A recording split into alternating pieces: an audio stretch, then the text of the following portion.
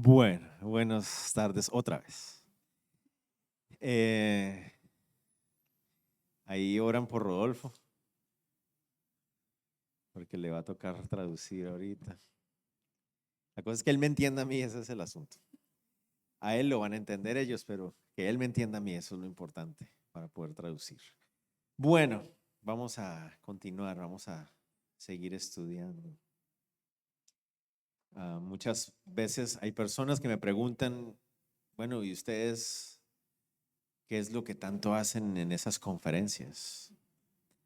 Y yo siempre les digo, estudiamos la Biblia. Así como cada domingo en Calvary Chapel o en Capilla Calvario estudiamos la Biblia, es lo mismo que hacemos en las conferencias. Vamos y estudiamos la Biblia juntos. Y creemos que es donde está nuestro alimento y nuestro sustento y nuestra fortaleza. Increíble que hemos pasado un día y medio y no hemos terminado el capítulo 1, ¿no se han dado cuenta? ¿No les parece tan chévere eso? A mí me encanta. Vamos entonces, por favor, a 2 Corintios capítulo 1, por favor. Y antes de que vayamos al texto que vamos a estar estudiando en esta tarde noche, quisiera empezar dedicándoles a ustedes el versículo 11 del capítulo 1. De verdad, con mi corazón, este versículo me hace pensar en todos ustedes. Dice, cooperando también vosotros a favor nuestro con la oración, para que por muchas personas sean dadas gracias a favor nuestro por el don concedido a nosotros por medio de muchos. Y ustedes estarán diciendo, bueno, ¿por qué nos está dedicando este pasaje? ¿Acaso nos está diciendo que somos los corintios? No, no les estoy diciendo que ustedes son los corintios. A lo que me estoy refiriendo es que sé que muchos de ustedes hace 1 año y 2 meses atrás estuvieron orando por mí. Y si algo he experimentado en estos últimos meses es la verdad de este versículo, de que de alguna manera Dios ha diseñado todo para que nuestras oraciones cooperen con Él. ¿Cómo funciona eso? No tengo idea. No he logrado comprender cómo es que puede funcionar que nuestras oraciones cooperan con Él. Pero eso es lo que Él nos dice, que oremos unos por otros y que dice, sus oraciones cooperaron a nuestro favor. Y entonces quiero darles gracias por sus oraciones. De alguna manera, Dios usó esas oraciones también. Yo no lo entiendo, pero estoy seguro que así fue. Entonces, gracias por eso. Y dentro de ese mismo orden de ideas, quisiera que empezáramos orando por Bertín. El pastor Bertín debería estar parado aquí en este lugar, en lugar de mi persona. Debería él estar enseñando este pasaje aquí esta tarde, noche, pero por diferentes situaciones no puede acompañarnos. Entonces, ¿qué les parece si oramos por él? Porque él ahorita está pasando por también pruebas. Tal vez no son las mismas que Pablo, las mismas que yo estaba viviendo, pero pruebas. Y todos aquí entendemos lo que es pasar pruebas en el ministerio. Entonces, oremos y confiemos que él coopera o nosotros cooperamos con Él de alguna manera en medio de la oración. Entonces oremos. Señor, te damos gracias por la bendición de poder estar aquí juntos esta semana tan especial, de tener compañerismo juntos, y queremos cerrar este tiempo en la carta de 2 Corintios, agradeciéndote, Dios, por el consuelo en medio de la tribulación y el sufrimiento. Has hablado claramente a nuestro corazón. Es algo que es tan relacionable para todos nosotros en el mundo en el que vivimos y sobre todo en el ministerio, Señor, a veces a experimentar dificultad y tribulación. Y parte de lo que tú quieres hacer, Señor, en medio de eso es mostrar la realidad de tu iglesia. Y hoy queremos orar juntos por el pastor Bertín, Señor, y que tú estés guiando, bendiciendo, fortaleciéndolo a él en medio de las diferentes situaciones que él está viviendo en ese momento, las decisiones que él deba tomar, y que tú le estés acompañando y guardando a él, su familia y la iglesia. Y lo pedimos todo en el nombre de Jesús. Amén. Muy bien. Vamos a cerrar entonces nuestro texto base de la conferencia yendo al versículo 23 del capítulo 1. Ahí es donde vamos a arrancar, ¿no? Esta última seccioncita que vamos a estar viendo nos habla acerca de una de las cosas que más esfuerzo y trabajo requieren en el ministerio. Y estoy refiriéndome a enfrentar los conflictos interpersonales. Es una de las cosas más difíciles que uno puede tener que enfrentar en el ministerio. Yo creo que muchos de ustedes habrán escuchado esta frase, pero se dice que el ministerio, si no fuera porque está lleno de gente, sería facilísimo, ¿verdad? Y que lo más difícil del ministerio es la gente, nosotros. Es lo que lo hace más difícil, y sobre todo cuando nos encontramos con los conflictos interpersonales. La Biblia nos muestra en Mateo 18 como un modelo bíblico, ¿no? En las palabras de nuestro Señor Jesús, de cómo enfrentar esas situaciones cuando un hermano peca contra el otro, ¿verdad? Y nos da como los pasos a seguir y toda la cosa. También en Gálatas 6:1 nos dice: si algún hermano es sorprendido en alguna falta, entonces los que son maduros, repréndanlo con mansedumbre, ¿verdad? Y leemos todas esas cosas y decimos: gracias, Señor, porque aquí claramente nos dices cómo debemos hacerlo. Pero yo creo que todos ustedes se han dado cuenta de que una cosa es leerlo, entenderlo y decirle: sí, claro, primero uno, después otro testigo, y después, si no escucha, lo llevamos a la iglesia, sí, fácil. Pero ya, vaya y hágalo, ¿no? O sea, esa es la parte difícil.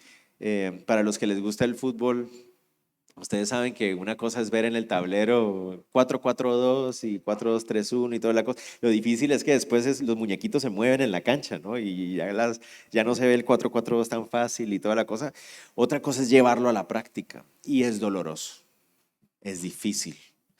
Para aquellos que están sirviendo en el ministerio, lidiar con los conflictos interpersonales en el ministerio es difícil, es muy, muy doloroso. Y Pablo habla acerca de esto en este pasaje. ¿Cuál debería ser nuestro enfoque a la hora de tratar de mantener limpias y armoniosas las relaciones en medio de esos conflictos interpersonales? ¿Cómo poder buscar qué es lo que agrada a Dios y bendice a los demás en medio de esos conflictos? Significa que para poder mantener esa armoniosidad, a veces va a ser necesario confrontar, va a ser necesario llamar a cuentas a alguien, y eso siempre va a ser difícil. Héctor en la mañana nos decía que esa es una expresión de amor. O sea, llamarle la atención a alguien a veces es: oye, te amo. Yo sé que tal vez en este momento no lo sientes así. Yo sé que en este momento no te gusta lo que te estoy diciendo, pero en realidad te amo y estoy haciendo esto porque es lo mejor para nosotros como iglesia, y es lo que honra al Señor. Pero debemos tener cuidado de estar dispuestos a confrontar el pecado con amor y firmeza, y al mismo tiempo estar dispuestos a extender la gracia y el perdón que producen reconciliación. ¿Y por qué estoy diciendo esto? Porque tristemente nos encontramos con que la mayoría de problemas que tenemos es porque o evitamos confrontar el pecado por temor a que las personas se enojen con nosotros, ¿verdad? Que esa es una trampa grandísima. O evitamos manifestar gracia cuando confrontamos, es decir, confrontamos y terminamos arrollando a la persona en el camino y la dejamos tirada y toda destrozada. Y le dice: hermano, es en amor, hermano, ¿verdad? Y hay que tener cuidado con las dos cosas. Ni debemos evitar confrontar, pero también debemos tener cuidado en que cuando lo hagamos en gracia y amor, y siempre con el propósito de reconciliación. Y esto es difícil de hacer. Pablo nos habla aquí que él experimentó lo mismo y nos habla acerca del dolor de esta situación. Nunca es fácil hacerlo, y a Pablo también le dolió. Y entonces a mí me encanta esta carta de 2 Corintios, porque tal vez esta y 2 Timoteo son las dos que nos muestran el corazón de Pablo de una manera como más cercana. Porque no sé si a ustedes les pasa lo mismo que a mí. A veces vemos a nuestro Señor Jesucristo aquí arriba, nosotros estamos aquí abajo, pero Pablo está como en la mitad, ¿verdad? Nosotros decimos: sí, yo sé que Pablo era imperfecto como nosotros, pero es que él estaba como un poquito más arriba. No, era igual que nosotros, y también le dolió y también sufrió, y el Espíritu Santo fue suficiente para él, igual que lo es para nosotros. Entonces, me acompañan al versículo 23 y 24, por favor. Dice: mas yo invoco a Dios por testigo sobre mi alma, que por ser indulgente con vosotros no he pasado todavía a Corinto. No que nos enseñoremos de vuestra fe, sino que colaboramos para vuestro gozo, porque por la fe estáis firmes. Ok. Entonces, aquí Pablo está refiriéndose a algo que ya hemos mencionado varias veces durante nuestros estudios el día de ayer y el día de hoy. Los corintios estaban enojados, estaban tristes, estaban molestos con Pablo, no todos, pero algunos de ellos, porque Pablo había prometido visitarles y no había podido hacerlo. Se le había presentado algo. El deseo del corazón de Pablo era ir a verlos, pero no había podido hacerlo.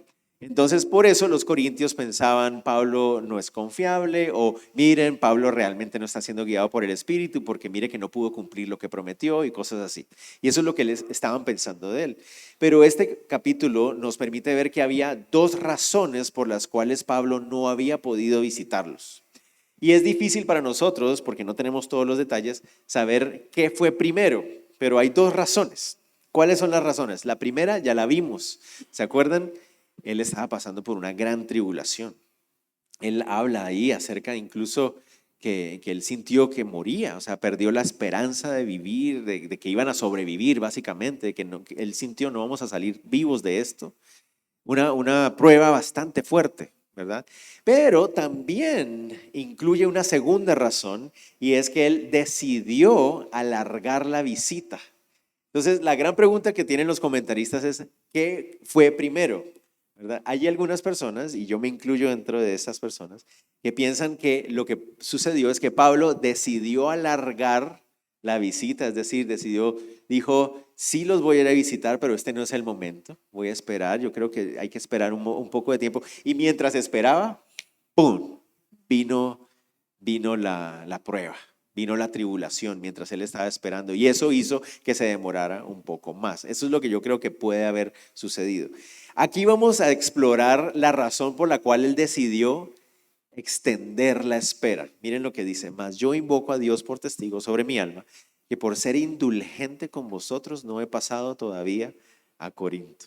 Entonces, esa palabra que aparece ahí como yo invoco al Señor, es como literalmente, como si estoy poniendo a Dios como testigo y eso es una expresión bastante fuerte y está muy unido, todo lo que estamos viendo ahorita está muy unido con lo que Héctor compartía con nosotros esta mañana, en el sentido de la paz que tiene Pablo en su corazón, de que su conciencia está limpia, de tal manera que él puede decir, Dios pues es testigo, Él es mi testigo de que no fue por otras razones, sino por la motivación de mi corazón de evitarles algo a ustedes. Yo no quería que ustedes pasaran por algo más triste. Miren lo que él dice, que por ser indulgente con vosotros no he pasado todavía a Corinto. Esa palabra ser indulgente literalmente significa ser considerado. Se refiere a la idea de evitarle algo a alguien.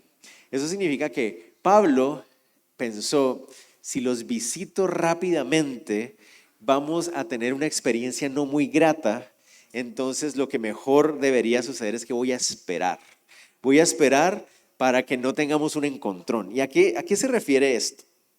Si ustedes siguen leyendo toda la carta, se van a dar cuenta de que la relación de Pablo con los corintios era una relación súper interesante. Y ya varios de los hermanos, Robert también mencionaba acerca de que él les decía que amándolos él más, ellos lo amaban menos, porque la relación con los corintios era súper tumultuosa, era difícil. Y Pablo pasó, se cree que aproximadamente 1 año y medio con ellos, plantando la iglesia, fundamentando la iglesia.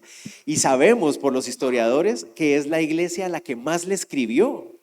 ¿Cuántas cartas le escribió Pablo a los corintios? Ustedes dirán 2, pero no, lo más probable es que le escribió 4 al menos. Hay 2 que desconocemos, que no conocemos, pero por lo menos les escribió 4 cartas. Entonces eso nos muestra el amor y el interés que tenía Pablo por esta iglesia, pero era una relación que chocaba y chocaba y chocaba. Resulta que pasa y posiblemente lo que sucedió es que en la visita anterior que Pablo había tenido ahí a la iglesia, había tenido que reprenderlos fuertemente. O sea, en la visita anterior, Pablo había tenido que llamarles la atención de una manera súper fuerte. De ahí se los voy a decir como lo diríamos en colombiano, ya que Héctor nos decía frases en mexicano, yo los voy a decir en colombiano. En colombiano dice les dio gallina. O sea, eso les dio sopa y seco, les dio así para que quedaran llenos. Los reprendió. Los reprendió muy fuertemente. Y los corintios aparentemente no lo tomaron muy bien, no lo recibieron bien.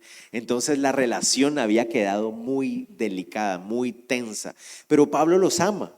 Pablo los ama todavía, a pesar de que ellos están enojados con él. Él los ama. Entonces él dice, decidí alargar mi visita para evitar que mi siguiente visita también fuera fuerte.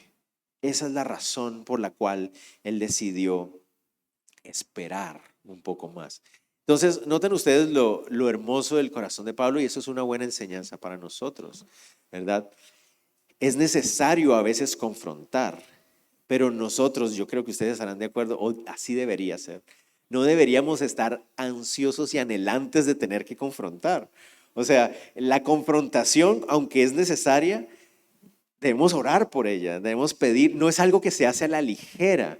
Y a veces hay muchos cristianos como que estamos, a ver, ¿a quién hay que ir? ¿A quién hay que decirle? No, no, tranquilo, cálmate, ¿no?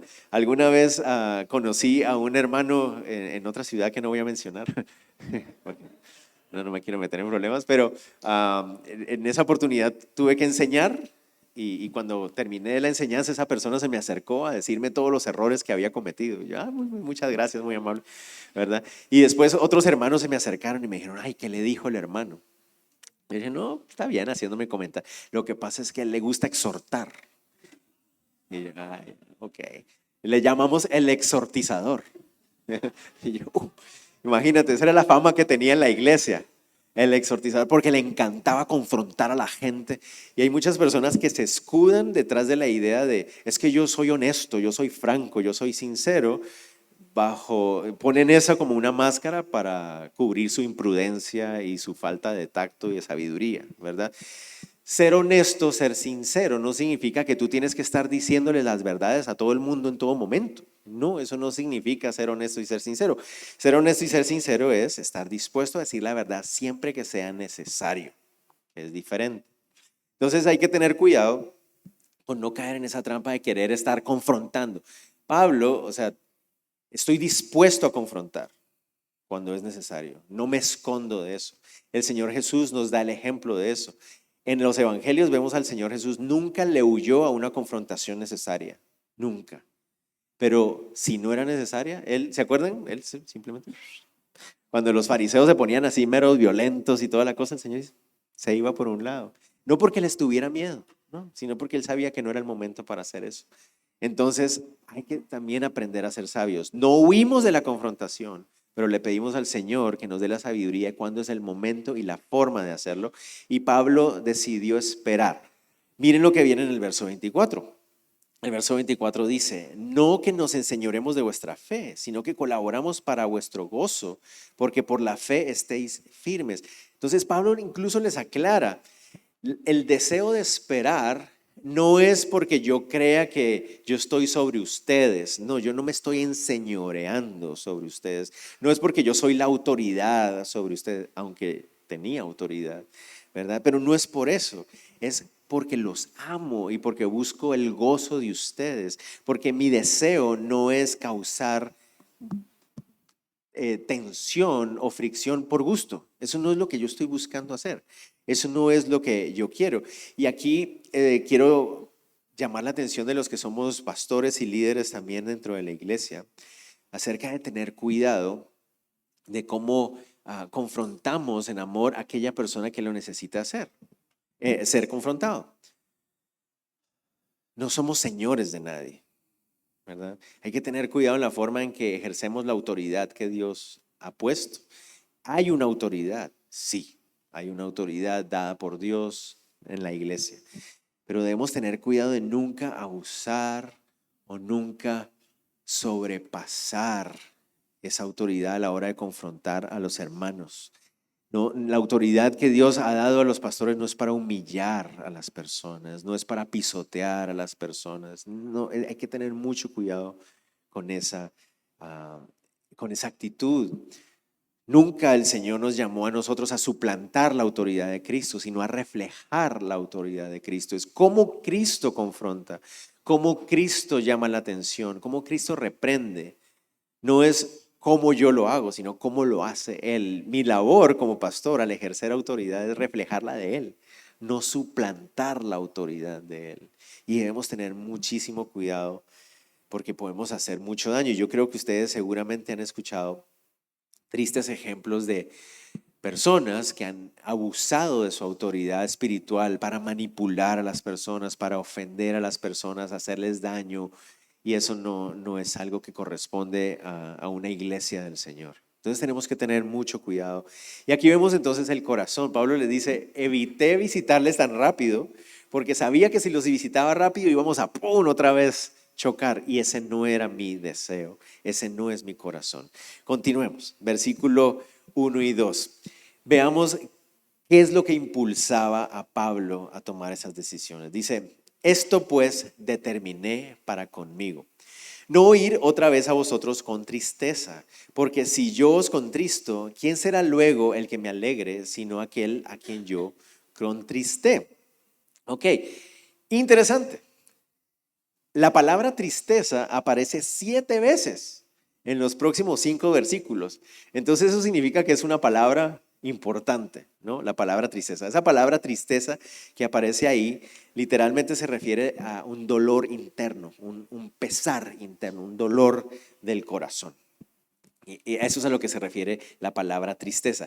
Pero hay una variación de la palabra, la notaron, ¿verdad? Ahí en el versículo 2. Es porque si yo os contristo. Entonces, esa es una variación de la palabra y es un poquito más fuerte. Esa palabra contristar literalmente significa hacer daño, o sea, causar dolor. Entonces, una cosa es como una tristeza profunda que uno tiene y la de contristar es causarle dolor a la otra persona. Es la palabra que aparece ahí. Entonces, ¿qué decisión tomó Pablo? Dice, esta fue la decisión que yo tomé. No ir otra vez a vosotros con tristeza. Esa fue mi decisión. Decidí esperar lo que ustedes creen que significa no ser guiado por el Espíritu y todas esas cosas. En realidad fue una decisión tomada en oración para no ir a ustedes con pesar en mi corazón. Yo no quería volver a verme con ustedes con pesar en mi corazón. Y ahí es como les digo, yo me puedo relacionar con Pablo ahí. ¿Cuántos de nosotros en el ministerio tenemos una relación con alguien que está mal? Eso, ¿verdad? Uno se encuentra con una persona y dice, oh, y uno se prepara, ¿no? Yo sé que tal persona va a estar ahí, va a estar en la reunión de hombres, va a estar en no sé, va a estar duro, va a ser desgastante, me va a doler. Yo no quiero eso. Y entonces uno ora y uno le dice, Señor, yo no quiero llegar a esa persona con tristeza en mi corazón. O sea, yo no quiero llegar y encontrarme con esa persona y tener tristeza en el corazón. Yo no quisiera hacer eso. Entonces, por eso es que Pablo dice, por eso es que les estoy llamando la atención. Por eso es que vengo y les llamo la atención. ¿Por qué se había causado esa tristeza antes? Porque los corintios estaban actuando en la carne. ¿Se acuerdan ustedes, 1 Corintios? Toda la carta de 1 Corintios es como que una tras otra, una tras otra. Era una iglesia carnal y Pablo había tenido que reprender esa carnalidad. Ellos se habían enojado con él, pero él lo había hecho por amor a ellos. Y a veces uno puede tener esas relaciones con personas en la iglesia donde tú tienes que confrontar a esa persona y esa persona se enoja contigo, pero tú lo hiciste porque está actuando en la carne y eso le va a hacer daño y eso va a afectar a la iglesia y tú tienes que hacerlo porque amas al Señor y amas a la persona y amas a la iglesia. Y después te la encuentras en la siguiente reunión y dices, no quiero sentir esto. Y así se siente Pablo. Yo no quiero relacionarme, yo no quiero que la relación que yo tenga con ustedes esté basada en una tristeza. Y él les dice, porque si yo os contristo, ¿quién será luego el que me alegre, sino aquel a quien yo contristé? Y ahí es donde está esa palabra más fuerte, ¿no? Si yo les causo dolor a ustedes, ¿quién va a ayudarme a restaurar ese dolor sino ustedes mismos? O sea, ese dolor que se causa cuando yo los reprendo solo se puede arreglar cuando nos restauramos la relación, cuando buscamos la reconciliación entre nosotros. ¿Me voy a entender? A veces vamos a tener que causar dolor a otros. Eso suena fuerte, ¿verdad? A veces vamos a estar en el ministerio en una situación donde vamos a tener que reprender a alguien y causar dolor en la relación. Y lo tenemos que hacer con seriedad, en oración, no tomándolo a la ligera, porque entendemos lo que eso produce entre nosotros. Mis hermanos, a veces hay que arriesgarse a producir dolor con tal de exponer la verdad dolorosa. Y eso solo lo hace alguien que te ama. A veces hay que hacer eso. Muchos de ustedes tal vez lo han experimentado con sus propios hijos, en sus propias familias, ¿verdad? Una de las cosas más difíciles que puede haber para un padre, y yo, por la gracia de Dios, no lo he tenido que experimentar y le pido al Señor que nunca lo vaya a tener que hacer, es decirle a un hijo que tiene que irse de la casa o cosas así. Es una de las cosas más difíciles que uno puede experimentar, me imagino yo, creo yo. Pero a veces es necesario hacer cosas así. A veces hay que decirle a un hermano en la iglesia, mira, no podemos seguir así, tenemos que tener una conversación incómoda. Esto va a ser doloroso, esto va a ser difícil, pero tenemos que hacerlo por el bien de la relación, porque no podemos seguir andando en esta tensión, porque no podemos seguir basando nuestra relación en tristeza. No, tenemos que tener esta conversación. Verso 3. Y esto mismo os escribí, para que cuando llegue no tenga tristeza de parte de aquellos de quienes me debería gozar, confiando en vosotros todos, que mi gozo es el de todos vosotros. Pablo aquí expresa la motivación detrás de esta carta. Eso es lo lindo de esta carta, ¿no? Porque en esta carta él les dice, miren, es cierto, no los he podido ir a visitar. Y ya les explicó las razones. Pero les envío esta carta como una rama de olivo, ¿no? Les estoy escribiendo esta carta para que ustedes sepan que mi deseo no es confrontarlos. O sea, yo no me gozo, yo no me alegro en estar confrontándolos a ustedes. Yo no disfruto esto. Esto no es lo que yo quiero hacer. O sea, la relación de Pablo con los corintios, él quería que fuera de padre e hijo, ¿me entienden? 1 año y medio pasó con ellos. ¿Se pueden ustedes imaginar cuánto anhelaba Pablo llegar a la iglesia de Corinto y tener compañerismo, tomarse el cafecito, feliz, abrazo, todo, y no poder hacerlo? O sea, tener que llegar y que lo recibieran como, ahí llegó Pablo. ¿Se imaginan qué horrible es eso? Él había sido su pastor y que lo recibieran con la cara así, puño. Yo no quiero eso, mis hermanos. Eso no es lo que yo quiero. Por eso les envío esta carta. Les envío esta carta como un embajador de antemano para que ustedes sepan que cuando finalmente llegue, mi anhelo, mi deseo, es estar bien con ustedes, es reconciliarme con ustedes. Y eso me gusta porque lo que está haciendo Pablo es poner ahora también responsabilidad en ellos, ¿verdad? Les está diciendo, este es mi corazón.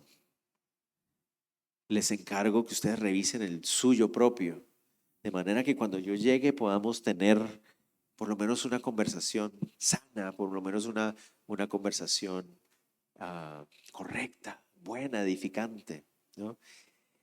Mis hermanos, ustedes solo pueden ser responsables de su corazón y de sus actitudes.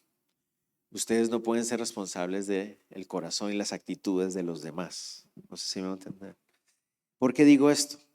Porque muchas veces nos excusamos para no arreglar nuestros conflictos interpersonales, nos excusamos en el otro. Y empezamos a decir, no, pero es que si yo le digo, el otro seguro se enoja. Es que si yo le digo, no, se va a armar una. Pero seamos honestos, eso es una excusa. Eso es simplemente una excusa para yo no asumir mi parte, ¿verdad? Porque yo no puedo asumir la responsabilidad del otro. Yo solo puedo asumir la mía. Entonces, yo lo que voy a hacer es pedirle al Señor que Él me ayude a reflejar su corazón. Si la otra persona reacciona bien o mal, es responsabilidad de la otra persona. Yo solo soy responsable de mi actitud, de que sea guiada por el Espíritu, de que sea humilde, de que sea amorosa, de que sea clara, de que sea sincera. Eso es lo que yo sí puedo hacer. Pero no puedo usar eso como una excusa para no buscar reconciliación. Muchas veces cometemos el error entonces de dejar que los conflictos sigan su marcha y cometemos el error, ¿verdad? De pensar, no, dejémoslo pasar y algún día eso se va a solucionar. Es mentira, no se va a solucionar. De hecho, todo lo contrario, se fractura más. Y a veces esperar y esperar y esperar y nunca solucionarlo causa más daño que confrontarlo, ¿no? Pablo tenía la razón en esta confrontación, eso es lo que tenemos que tener en cuenta. No es simplemente una situación de desacuerdos de opinión, no, o sea, Pablo tiene la razón, él los confrontó por su pecado y ellos estaban enojados con él. Pero miren la gracia de Pablo diciéndoles, mis hermanos, yo no quiero pelear con ustedes, ese no es mi deseo, mi anhelo es realmente reconciliarme con ustedes. Veamos el verso 4. Dice, porque por la mucha tribulación y angustia del corazón os escribí con muchas lágrimas, no para que fueseis contristados, sino para que supieseis cuán grande es el amor que os tengo. Noten el corazón tan hermoso de Pablo ahí. Pablo, notan ustedes que él habla acerca de otro escrito. ¿Lo notaron ahí? Dice, porque por la mucha tribulación y angustia del corazón os escribí con muchas lágrimas. Probablemente Pablo se está refiriendo a lo que sería tercera de Corintios, ¿correcto? O sea, a ver, esto va a ser como un enredo aquí, pero síganme. Segunda de Corintios probablemente es cuarta de Corintios, probablemente. Es decir, entre la otra y esta hay una en la mitad que es la tercera y hay una primera que no sabemos muy bien de qué se trata, ¿correcto? La tercera carta a los Corintios que nadie la tiene, nadie, no sabemos dónde está, o sea, se perdió, nunca nadie la recuperó. Es conocida por los comentaristas y estudiosos de la Biblia como la carta a la tristeza. Miren, ese es el corazón morboso que uno tiene, ¿no? Uy, ojalá hubiera aparecido esa carta. Porque miren como Pablo la menciona. Mire, dice, les escribí con muchas lágrimas. Entonces uno se puede imaginar el contenido de esa carta. O sea, en esa carta Pablo les dijo de todo y con lágrimas y uno dice, uff, hubiera sido buenísimo leer esa carta. Pero por algo el Espíritu Santo no permitió que esa carta llegue a nosotros. Pablo estaba expresando su corazón emocional también. Es que Pablo tenía su corazoncito también. A uno se le olvida eso, ¿verdad? Era como cualquiera de nosotros. ¿No han hecho ustedes algo así, pastores, líderes que están aquí, que han habido ocasiones donde en medio de la frustración ustedes dejan salir un montón de emoción y ustedes dicen después, uy, no debía haber dicho eso, me dejé llevar, ¿verdad? A Pablo también le pasaba. Pablo también se dejaba llevar a veces teniendo una razón justa. Tal vez su expresión no era la mejor, tal vez, pero era sincera, era genuina de su corazón. Entonces esa carta no sabemos dónde está, no existe o se desvaneció, no sabemos, en la historia se perdió, se deterioró, ¿verdad? Pero Pablo les reconoce y les dice ahí, fue por tribulación y angustia del corazón que les escribí de esa manera. Había mucho pasando en mi vida, las tribulaciones, las pruebas, el pecado de ustedes. Les escribí fuerte, les escribí duro, pero no lo hice para hacerles daño. Noten lo que les dice ahí. O sea, yo no lo hice para hacerles daño, no para que fueseis contristados. O sea, no escribí de esa manera, no escribí así para hacerles daño. Ese no era mi corazón. Todo lo contrario, dice, sino para que ustedes sepan cuán grande es el amor que os tengo. ¿No hace uno lo mismo con los hijos también, verdad? A veces uno a veces habla fuerte con los hijos y a veces levanta la voz y uno dice, no debía haberle levantado la voz. pero es porque los amas y ves que están tomando una mala decisión o tienen una mala actitud y tú dices, no vayas por ahí, hijo, no vayas por ahí. A veces hay que tener esas conversaciones fuertes, duras, directas. Nunca va a ser fácil, nunca va a ser agradable, pero siempre es necesario. Lo que debemos hacer nosotros es cuidar de que nuestro corazón tenga las motivaciones genuinas y correctas. De que nosotros después podamos decir, como Pablo decía, mi conciencia está tranquila, en que la evidencia es clara de que lo hice por amor al Señor y lo hice por amor a las personas. Si nuestro corazón está siendo guiado es por la idea simplemente de decirle sus verdades a las personas, tengamos cuidado. Eso no es lo que debe pasar. La motivación debe ser siempre esta. ¿Cuál es la motivación a la hora de confrontar? Número 1, honra al nombre de Dios. Número 1. Número 2, amor a mi hermano, ¿verdad? Protección para mi hermano. Y número 3, el beneficio de la iglesia. Esa debe ser la motivación, ¿verdad? Primero, honra al nombre de Dios, que el nombre de Dios sea glorificado. Número 2, que yo pueda expresarle amor a mi hermano. Y a veces hablar fuerte es expresar amor, ¿verdad? Y número 3, que la iglesia sea edificada, que los que están alrededor sean edificados. Esas deben ser mis motivaciones. Si hay una motivación diferente a esa, ve y revisa tu corazón, porque es muy probable que el que está mal eres tú. Revisa tu corazón, deja que el Señor te confronte a ti y no vayas a proceder de esa manera. Quisiera terminar adelantándonos un poquitito ahí, en ese mismo pasaje, ya un poco fuera del pasaje que nos correspondía. Quisiera que fuéramos más adelante. Pablo cita ahí el ejemplo de restauración y reconciliación que hubo en la iglesia. Y hay algo que yo quisiera que notáramos ahí, en el verso 10, ahí avanzando un poquito.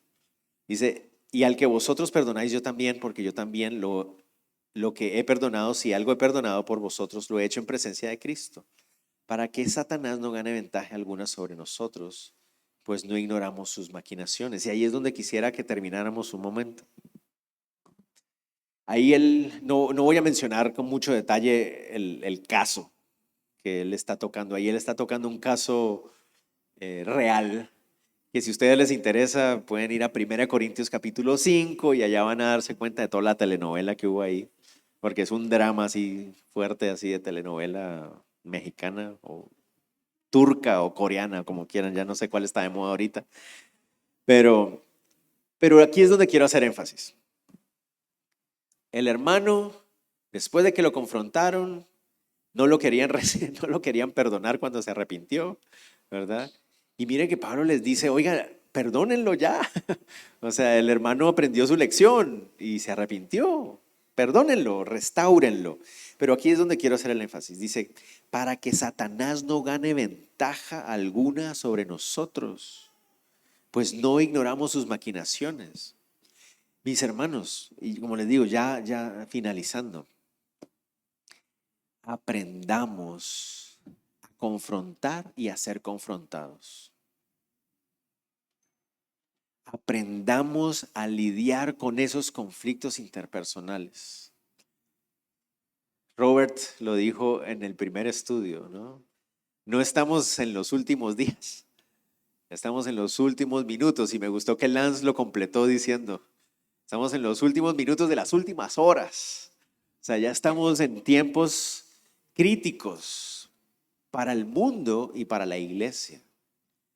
No podemos darnos el lujo de andar en carnalidad entre conflictos inmaduros entre los cristianos. Miren lo que hacemos cuando no somos capaces de lidiar con madurez con nuestras dificultades. Satanás gana ventaja. Entonces, buscar la restauración, buscar reconciliación, le cierra el camino a Satanás para que obre entre nosotros. muchas veces al ponernos muy dignos nosotros, no, pero es que yo no fui el que falló, el que tiene que venir a perdón es Él, ¿verdad? Y nos ponemos muy así, muy dignos. Eso es inmadurez, hermanos. Si estamos en esa situación, no hagamos eso. Estamos poniendo el ministerio de Cristo, y sobre todo si somos pastores, ¿verdad? Estamos poniendo el ministerio de Cristo, abriéndole una puertita para que ¿quién gane ventaja? Satanás. Satanás gana ventaja cuando no confrontamos nuestras situaciones en amor, con madurez, cuando no somos capaces de llamarnos a cuentas y recibir con humildad la reprensión, cuando no somos capaces de perdonar y de buscar reconciliación, de dejar atrás lo que pasó y continuar juntos con nuestros hermanos, cuando no somos capaces de buscar fruto de arrepentimiento entre nosotros, le abrimos un espacio a Satanás y no podemos darnos el lujo de estar haciendo eso en estos últimos tiempos. Entonces, mis hermanos, solo quería animarles con eso. Tal vez no tiene mucho que ver directamente con una prueba de tribulación, ¿verdad? Como las estábamos viendo antes, que Pablo se refiere a ellas. Pero yo creo que todo aquel de ustedes que está en el ministerio o ha estado en el ministerio puede estar de acuerdo que tal vez cuando estamos hablando de iglesia, una de las tribulaciones más duras y más difíciles, uno de los sufrimientos más fuertes que hay en el ministerio, es cuando tienes que lidiar con rupturas de relaciones que no se pueden arreglar. Esa es una de las cosas que más dolor causa en el corazón. Entonces, que no sea por nosotros. Si es necesario humillarnos, humillémonos, pero busquemos la reconciliación con quien sea necesario. Aprendamos a confrontar en verdad y en amor a quien tenga que ser confrontado, siempre buscando la gloria al nombre de Cristo, el beneficio de mi hermano y la edificación de la iglesia. ¿Les parece si oramos? Vamos a orar. Señor, te damos muchísimas gracias por tu palabra tan práctica, tan real. Señor, es que escuchamos lo que Pablo estaba viviendo y es como si Pablo hubiera sido parte de una de nuestras iglesias, Señor. Es lo que nosotros vivimos también. Y por eso sabemos que tu palabra es útil, es viva y es eficaz. No es simplemente palabras sabias de hace 2000 años.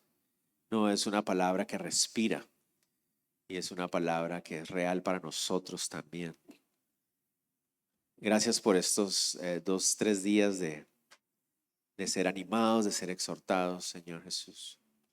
Y al regresar ahora a casa también, Señor, te pedimos que podamos con la guía de tu Espíritu Santo poner en práctica, Señor, lo que tú nos hablaste, el ánimo que nos diste, Señor. Que podamos compartirlo con otros también, Señor Jesús. Quiero poner en tus manos, Señor, esas situaciones difíciles que hay en nuestras iglesias. Todos nosotros hemos vivido, tal vez estamos viviendo, situaciones tal vez de conflicto interpersonal, a veces por pecado, a veces por simplemente orgullo, a veces por malentendidos. Te ruego, Dios, que tú, con la llenura de tu Espíritu Santo, nos des la humildad que necesitamos, la valentía, la claridad, Señor, para buscar reconciliación, para ser como Pablo en ese sentido, seguir su ejemplo en ese sentido de estar dispuestos a confrontar, pero siempre con el deseo de restauración, de reconciliación, de beneficio y de edificación para el otro, Señor. Aunque sea incómodo para nosotros, aunque tengamos que humillarnos a nosotros mismos, pero que todo sea para la gloria de tu nombre, Señor Jesús, sobre todo en estos últimos tiempos, Señor. Ayúdanos porque es difícil, nos cuesta y nos duele, Señor. Reconocemos que nos duele también. Pero no queremos darle ventaja al enemigo en nuestra iglesia. No queremos, Señor, ayúdanos. Te pido por cada uno de los hombres y mujeres aquí que te sirven. Sigue levantándolos para ti, Señor, para tu obra. Y oramos todo esto en el nombre de Jesús. Amén. Amén. Dios los bendiga a todos.